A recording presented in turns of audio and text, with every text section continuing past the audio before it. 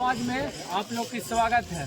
यहाँ पे जीताराम मांझी आ रहा है, वो भी पहली बार आ रहा है। शेखपुरा टोला 100 बीघा में छोटा सा गांव है, वो पहली बार आ रहा है और जनता लोग यहाँ पे आए हुए हैं। हम जनते से पूछते हैं उनका क्या क्या मांग है और कितना उन लोग, आपका क्या मांग है? अंडरपास आते दिन एक्सीडेंट होते रहता है, इसके वजह से देख सकते हैं। और जनता है जो मांग है कि यहाँ पे सबसे ज्यादा मांग यही है कि अंडरपास होना चाहिए। जब जीवित ही नहीं रहेगा तो फिर मनुष्य और क्या मांग के क्या करेगा।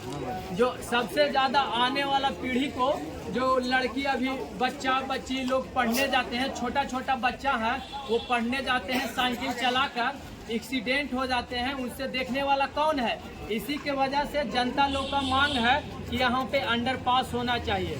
और ये जीताराम मांझी ही एक ऐसा नेता है जो ये पूरा कर सकते हैं। चलिए आइए और हम जनता से पूछते हैं उनका क्या मांग है। मांग हमारा पानी के लिए छन रहा है, 150 फीट तक के लोग बोरिंग करा रहा है, उसके बाद भी पानी पीने के लिए नहीं मिल रहा है। यहाँ पे पानी पीने तक नहीं आ रहा है। पानी पीने के लिए त्राहिमाम हो रहे हैं जनता लोग, और नहर में घर बना रहे हैं। 50 साल से नहर अभी तक नहीं खोदाया है। यही है, हम लोग का पैदा उपजाने में बहुत दिक्कत होता है, इसलिए हम लोग का बिल्कुल बांध है और वहाँ से नहर, हम लोग का पक्कीकरण नहर होना चाहिए कि किसी तरह से कोई किसान को दिक्कत ना हो। इतना दिक्कत है कि हम लोग का पैदा कभी कभी मर जाता है।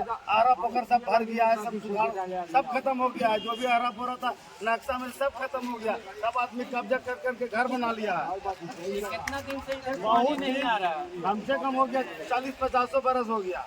40-50 बरस से सब जनता सोए हुए थे। सोए हुए थे ना, तो जगह रहता था, इधर नहर ना खोदा रहता, पानी ना रहता। अभी तक नहर कभी नहीं खोदा। हाँ नहर खोदा है, देखिए ना सर, देखने का चीज है। नहर पैन में तो लोग घर बना लिए हैं। चलिए गंदा में देखिए घर बना लिए लोग उठा के। गंदा में और पानी भी नहीं आया है। आप लोग जनता कौन है? और जीताराम मांझी आज आने वाले हैं, आप कितना खुश हैं? बहुत उनसे खुश है। आपका क्या नाम हुआ? सिकंदर यादव। कहाँ के हैं? 100 बीघा। देखिए सविंदर यादव जी हैं, 100 बीघा के हैं। ये बहुत खुश हैं। जीताराम मांझी से आप क्या चाहते हैं? बहुत यहाँ खुशी की बात है कि नरेंद्र यहाँ रोड चाहिए, अंडरपास। हाँ। जो आते दिन एक्सीडेंट होते रहता है, कई एक्सीडेंट में मृत्यु हो चुकी। माला एवं मानवा से देकर सम्मानित करेंगे सारी मलिक साहब।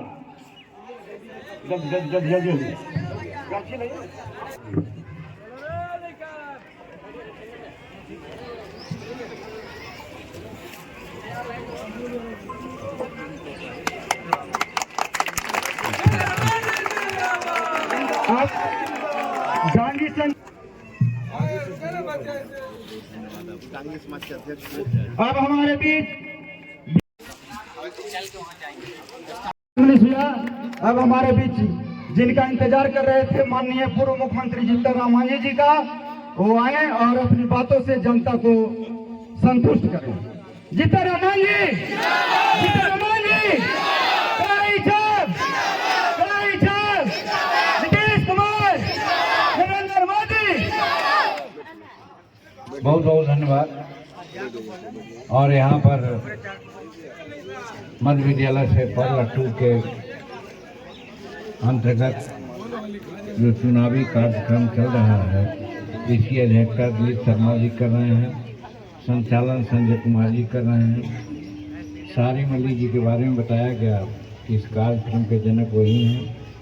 हमारे साथी राजीव सिद्दीकी जी हैं, अशोक रजक जी आए हुए हैं, रामस्वरूप चौधरी जी हैं, राखी वर्मा जी हैं, राम प्रवेश डांगे जी हैं, गुड्डू कुमार जी हैं, इंद्रजीत मांझी जी हैं, विनय मांझी जी हैं, मनीष शर्मा जी, बुलबुल सिंह जी और कुंदन सिंह जी सहित हमारे एनडीए के सभी साथी लोग और हमारे सामने उपस्थित शेखपुरा 2 के आसपास के सभी नौजवान साथियों, बच्चों, बुजुर्गों, देवियों, सज्जनों, पत्रकार मित्रों,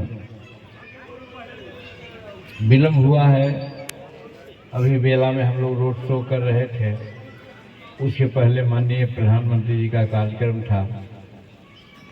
इस क्रम में हम लोग थोड़ा सा विलम्ब हो गए हैं। जहाँ तक आप लोगों के संबंध में कहना है कि आप आज से नहीं 40 साल से आप लोग देख रहे हैं, बल्कि 44 साल से 1980 से राजनीति में हम आए हैं। 8 बार बिहार का विधानसभा अध्यक्ष सदस्य रहे हैं और उसी में मुख्यमंत्री, उप मंत्री, राज्य मंत्री, मंत्री और मुख्यमंत्री के पद तक जाने का मौका मिला है। आप शायद ऐसा नहीं समझते होंगे कि जो काम हमारे सामने आया कोई काम अपूर्ण रह गया है। सभी काम को पूरा करने का प्रयास किया है और इसीलिए जिस क्षेत्र से मेरा लगाव रहता है वो क्षेत्र से मेरा भाईचारा हो जाता है। हम वहाँ के दुख सुख में प्रायः साथ देते हैं।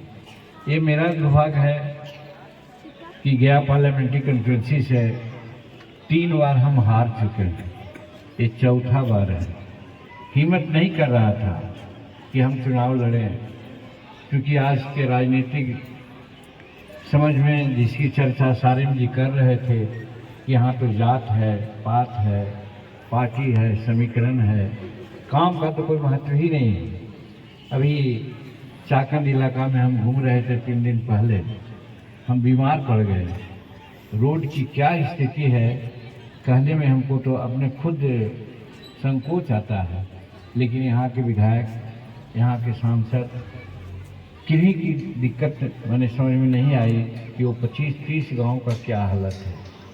हम बार बार लोगों से कहते रहे थे कि हम विधायक कहीं के रहें, मंत्री कहीं से हों, जो भी जन सरकार के काम लेके हमारे पास आते हैं उस काम को पूरा करने का हम प्रयास करते हैं। हम नहीं देखते हैं कि किसने हमको वोट दिया, किसने हमको वोट नहीं दिया। यहाँ तक कि हम कहना चाहते हैं आप लोगों की जिसने हमारी हत्या की साजिश की और वो फंस गया कोई काम में तो हम उसको बचा दिया है, उसको लेकर दिया, इतना तक किया है।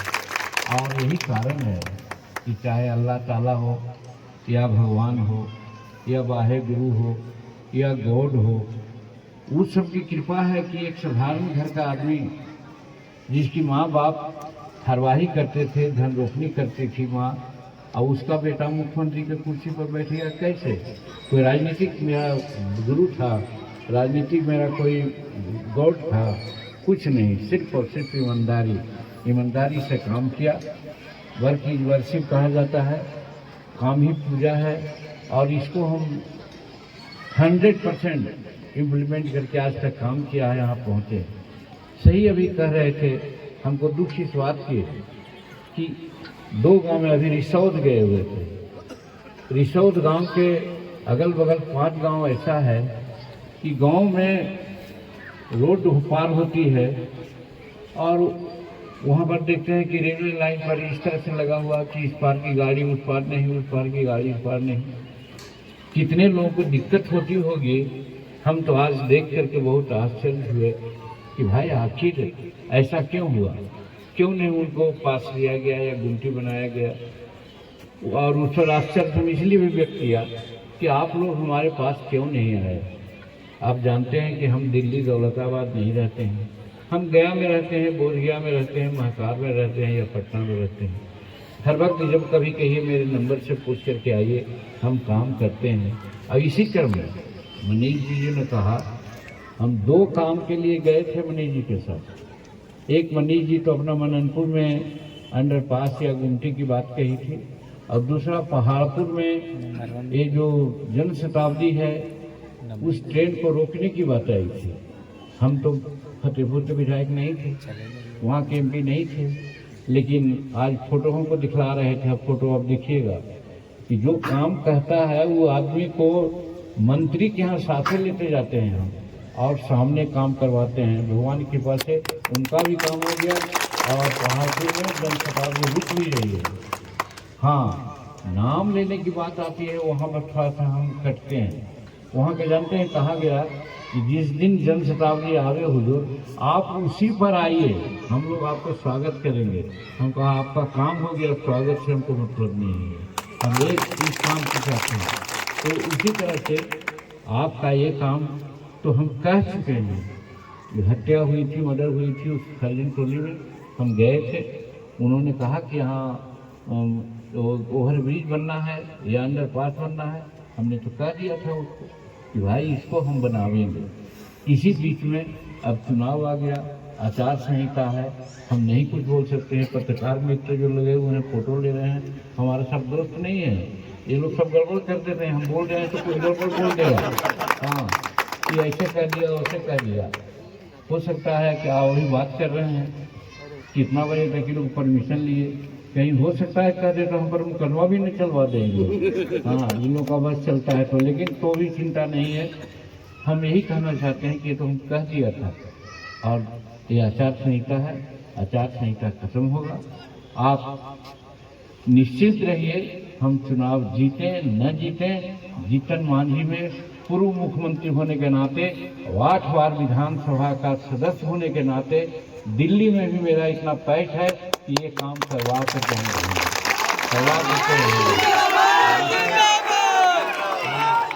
आश्चर्य है कि आप लोग क्यों नहीं हमारे पास आए। आज मालूम हो गया, आप आवे न आवे, ये हम वहाँ कह दिया था और ये सब दोनों काम, तीनों काम हम अपना समय तय किया है। हम समय लग सकता है, 6 महीना लग सकता है, सालों भर लग सकता है, लेकिन ये नहीं होगा कि 5 साल लग जाएगा और 7 साल लगेगा।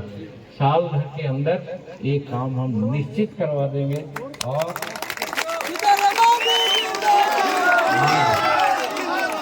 सारिम जी, आप आज प्रधानमंत्री के सामने जो हम बात किया, मगही में किया, कोई मगही में बोलने का हिम्मत नहीं करता है।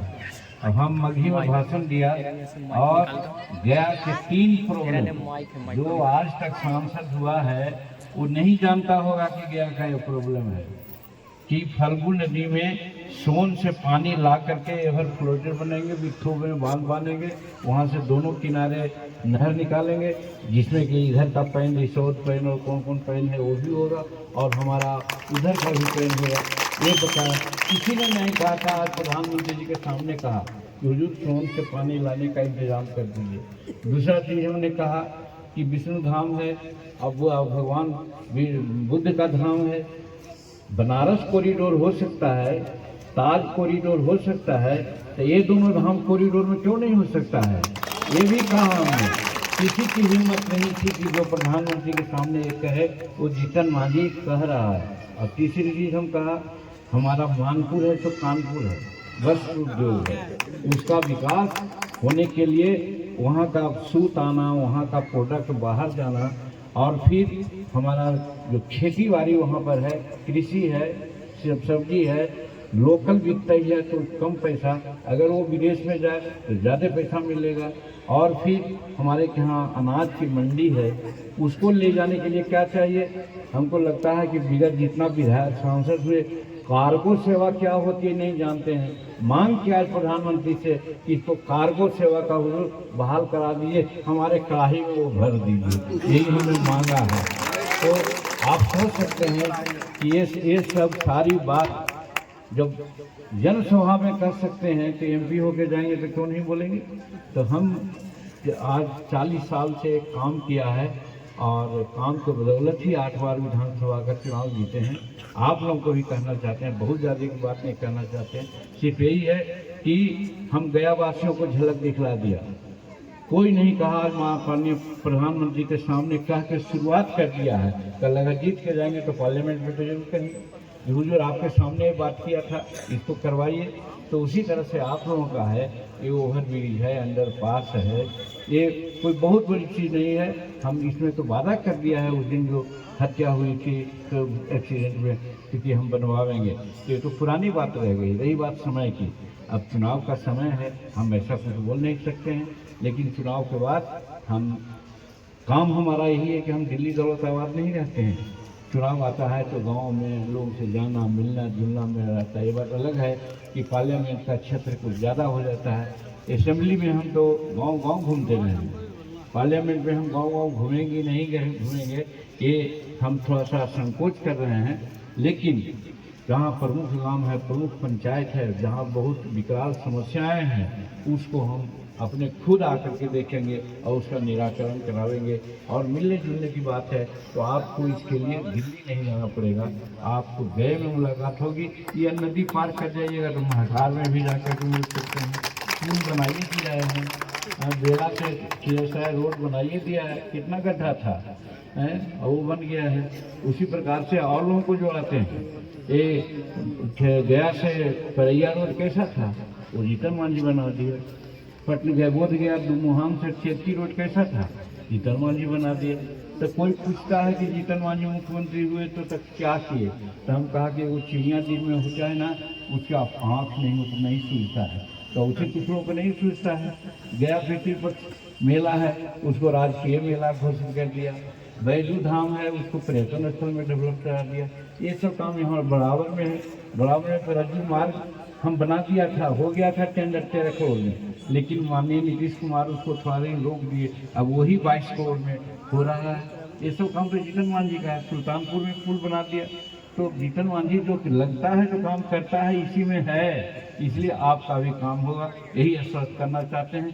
लेकिन यही जरूर चाहेंगे कि भाई हम अपने लिए नहीं, आज माननीय प्रधानमंत्री जी ने कहा कि जीतन मांझी यहाँ नहीं चुनाव लड़ रहा है, यहाँ नरेंद्र मोदी चुनाव लड़ रहा है। और नरेंद्र मोदी का इरादा है कि अकबरबाद 400 पार के लिए उन्होंने कहा भी कि हमको ऐसा ऐसा काम करना है।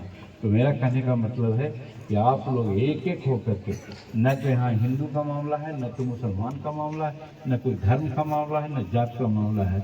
और कैंडिडेट के बारे में और पूर्ववर्ती लोगों के बारे में सारिम जी ने कहा, हमारी आदत नहीं है कि किसी दूसरे के बारे में हम कुछ बोलें, लेकिन आप लोगों से यही कहना चाहते हैं 13 तारीख को यही कढ़ाई छाप पर जो 19 तारीख को यही कढ़ाई छाप पर जो चौथा सीरियल में EVM का, आप लोग ज़्यादा से ज़्यादा वोट दीजिए, नरेंद्र मोदी जी का हाथ मजबूत कीजिए और उन्हीं के बदौलत हम कहते हैं कि आपका सारा काम संपादित होगा। बहुत बहुत धन्यवाद। बहुत बहुत